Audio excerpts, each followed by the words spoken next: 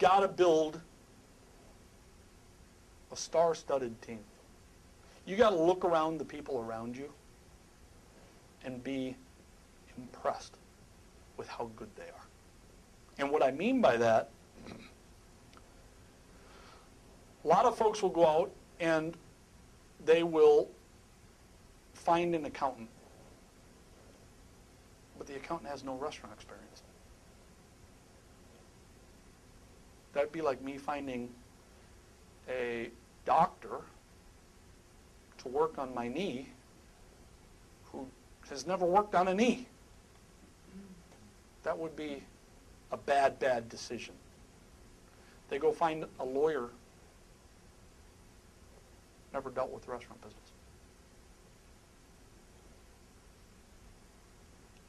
What about managers?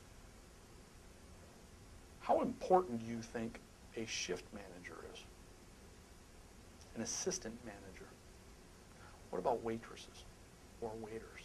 How important do you think those people are? Now, I found from my own experiences, this last summer we were working on a client project in Haiti, of all places. If you've never built restaurants in Haiti, trust me, unique experience. Everything I thought I knew about building restaurants got tested in Haiti because they, for the most part, don't have running water. For the most part, don't have instant access to electricity and gas. For the most part, they have no infrastructure. Most of the people there didn't speak English. I struggle with English myself, but at the very least, that's the only thing I speak. None of them have ever worked in restaurants. See, in most countries, you go find employees that have worked in restaurants, and they bring some of that expertise with them, and then you have to retrain them from all the stupid things they do that their last boss let them do. But at the very least, I have a guideline I can start with. In Haiti, you don't have that guideline. They've never done it. But yet here, with restaurants that we deal with, I see that a lot too. It's amazing the number of times I'll see a startup and I'll say, well, who's your manager? Well, used to be the manager at XYZ office store. Did they ever work in a restaurant? No. Great. Let's see how that's going to go. You got to have a star-studded team. In our world, I call it my starting five. I got to have at least 5 people that I would put up against anybody.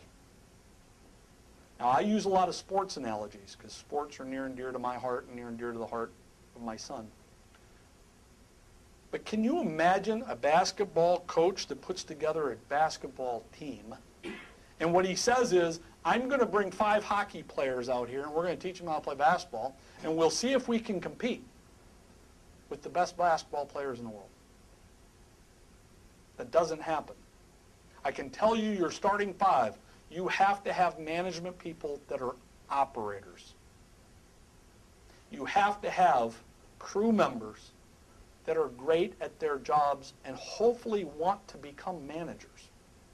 Now, back in the 90s, we used to talk a lot about empowerment. So whether we were dealing with national chains or independents, the whole talk of the day was empower your people so that they're allowed to make more decisions, because the reality is we want to give them freedom. Okay, the restaurant industry is not that. The restaurant industry is very much about micromanagement. It's very much about stay focused on the task at hand. Back in the 90s, the whole focus was, well, we really don't want people that are great operators in the corporate office. We want people who are great marketing people or great finance people or great HR people. But the operators, and those are the companies that are struggling now. Because you've got to be able to win the game. You've got to have your starters be focused on the game and the task at hand. Do you think the customer cares how good you are with human resources if they can't get their steak from the kitchen to my table correctly? They don't care about your human resources. They don't care about your marketing. They don't care what the other branded restaurant just like you in another part of the country is doing. They don't care if you have 4,000 restaurants. They don't care. They care about one restaurant, one dining experience, one person sitting right here in front of me for the next X number of minutes, and that's what I'm paying for. That's what I care about. You, as a startup restaurateur, have to care about that. If you don't, it would be my opinion that you're not willing to play the lottery. There's no way around it. So where are you going to find these stars? They're everywhere. There's over 13 million employees in the restaurant business today. Get this, 1 out of every 12 people you meet on the street has worked in the restaurant industry at least a year. It is the largest employee workforce behind the federal government. That's a sad state of affairs for the federal government, because they shouldn't be that big. But the restaurant industry is the second largest employee workforce behind the federal government. The pool is giant. There's over 150,000 product and service vendors who sell something to the restaurant industry. Over 150,000. So the pool is giant. You can find them anywhere and everywhere.